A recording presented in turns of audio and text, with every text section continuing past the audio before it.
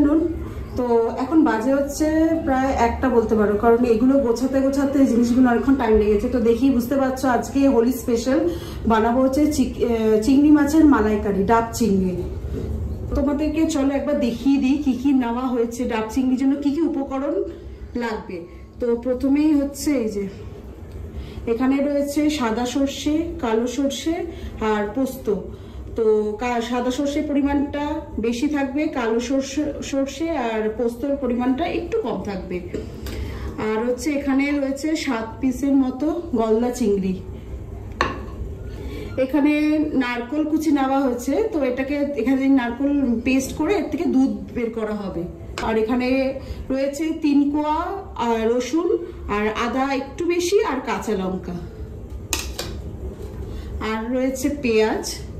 আর একদম মেন যেটা দরকার হচ্ছে সেটা হচ্ছে ডাব তো লাগবেই, আর হচ্ছে ডাবের জল। যা পেস্ট এখানে যেই পেস্টটা তৈরি হবে, এই যে সর্ষে দিয়ে যে পেস্টটা বানানো হবে সেটা ডাবের জল দিয়েই পেস্টটা হবে, এখানে কোনো জল ইউজ করা হবে না, সম্পূর্ণটা ডাবের জলের উপরে বেস করে এই ডাব চিংড়ি তৈরি করা হবে। তো এই পেঁয়াজটা যেটা রয়েছে সেটাকে আমি কাঁচা বাটবো না, এটাকে আমি এখন বয়েল করে নেবো। অলরেডি আমি জল বসিয়ে দিয়েছিলাম গ্যাসে, তো এটা আমি দিয়ে দিলাম এর মধ্যে। তো এটা বয়েল হতে থাক আর আমি বাকি যে সর্ষে আছে সেটাকে পেস্ট করে নিই।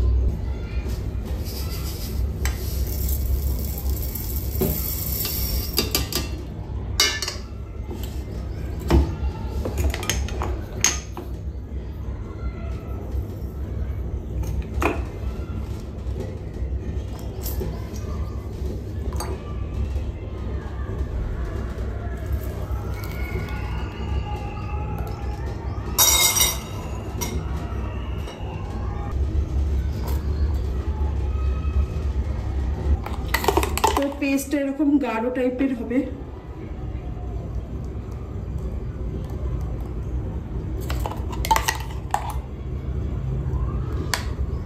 ঢেলে দিই।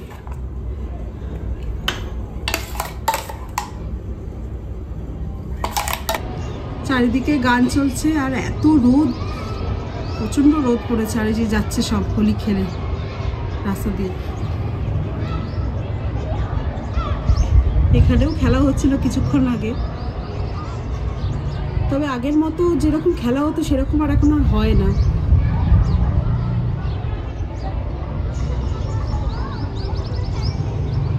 তো পেঁয়াজ সেদ্ধ হয়ে গেছে, তো এর মধ্যে আমি দিয়ে দিলাম।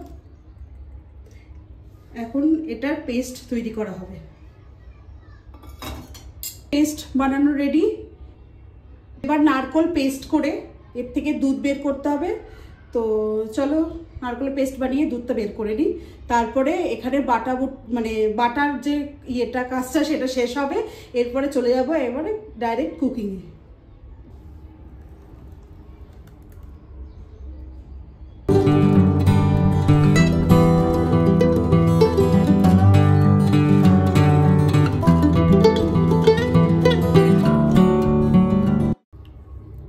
তো এই নারকেলের থেকে যে দুধটা বের করার পরে যে শুকনো যে নারকেলের গুঁড়োটা রয়েছে, তো সেটাকে আমি ফেলবো না, কিছুটা অংশ আমাদের লাগবে রান্নার কাজে। তো এটা কখন ইউজ করি সেটা তোমাদের সাথে শেয়ার অবশ্যই করব।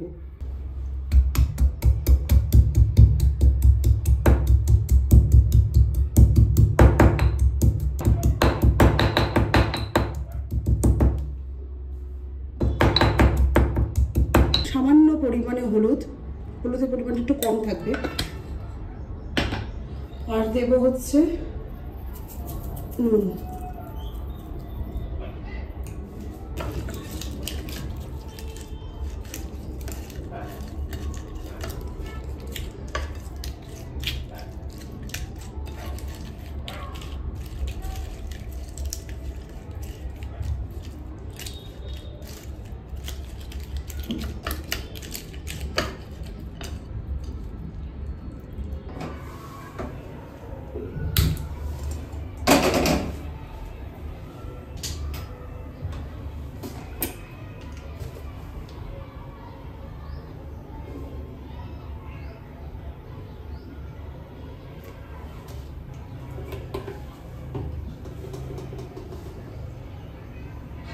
তেল গরম হয়ে গেছে, তো এবার আমি চিংড়ি মাছগুলো এর মধ্যে দিয়ে দিচ্ছি।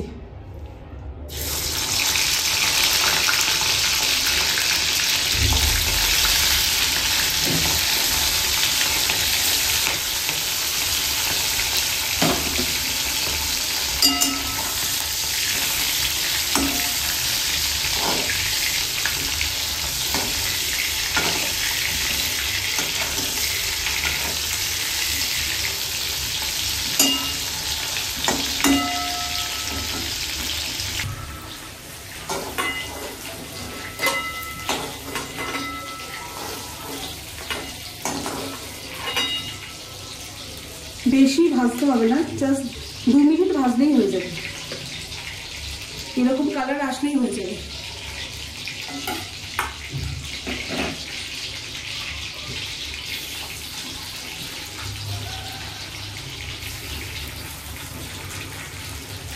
এখানে তেল গরম হয়ে গেছে, তো এরপরে নারকেলের থেকে দুধ বার করার পরে যে অবশিষ্ট অংশটা ছিল সেটা আমি এর মধ্যে দিয়ে দেবো।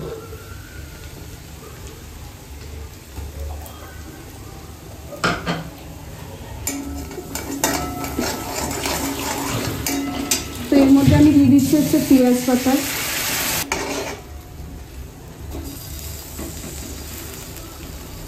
তো এখন আমি দিয়ে দিচ্ছি আদা আর রসুনের পেস্ট।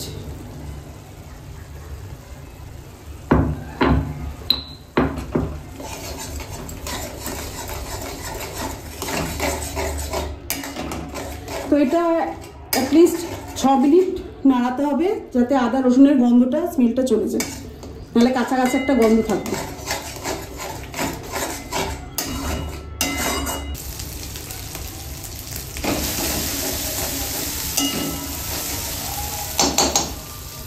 তো সাইড দিয়ে তেল বেরিয়ে গেছে, তো এর মধ্যে আমি ঢেলে দিচ্ছি সর্ষে বাটা।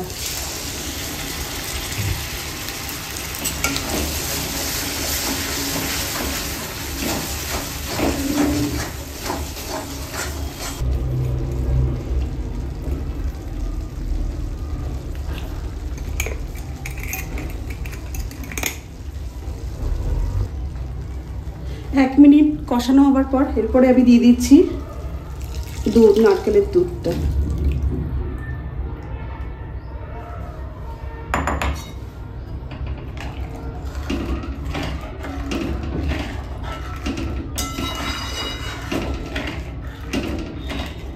তো গ্রেভিটা ফুটতে শুরু করে দিয়েছে, এর মধ্যে আমি চিংড়ি মাছগুলো দিয়ে দিচ্ছি।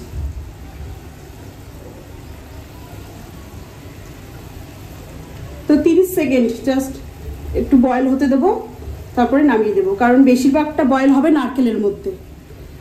এটাও দিয়ে দিচ্ছি।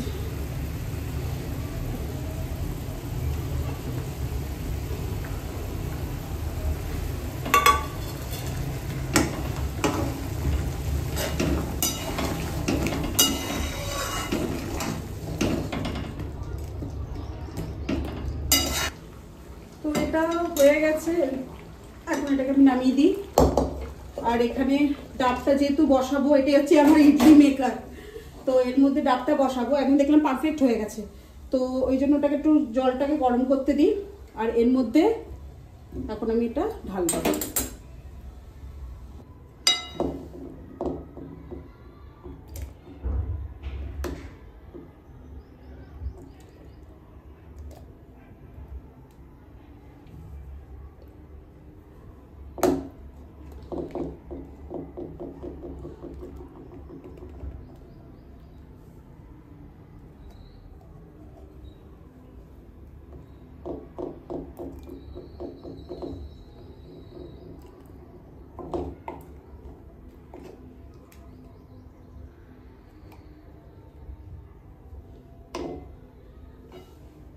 এর মধ্যে আমি একটুখানি মালাই দিয়ে দিচ্ছি, নারকেলের যে ফ্লেভারটা আসার জন্য। বেশি দেবো না, অল্পই দিলাম।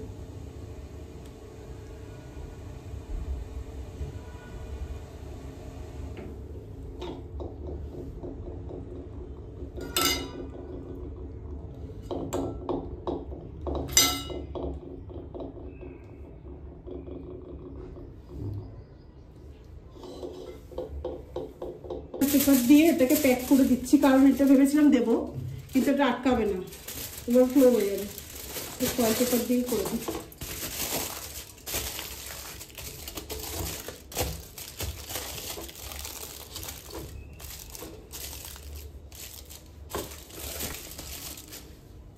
তো বসানো হয়ে গেছে, এবার আমি এটাকে ঢেকে দেবো। প্রথমে হাই ফ্লেমে 5 মিনিট দেবো, তারপর মিডিয়াম ফ্লেমে আরও 5 মিনিট, মানে মোট টোটাল 10 মিনিট আমি দেবো এটা। তখন হাই ফ্লেমে 5 মিনিট থাকবে।